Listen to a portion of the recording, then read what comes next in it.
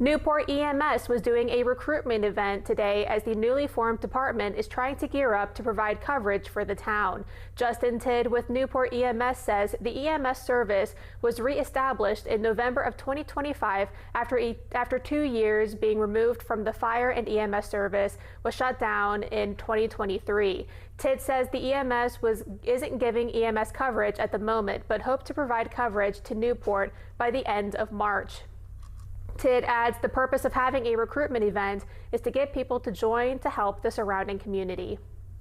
It's important for not only our township residents, but for the surrounding departments. I mean, they need help just as much as certain situations call for us to help them as much as we needed their help during our shutdown time. So, having staff available to run, super important. Tidd would also like to thank Grandview, Reno, Little Muskingum, and Pleasants County EMS services for helping cover the Newport area.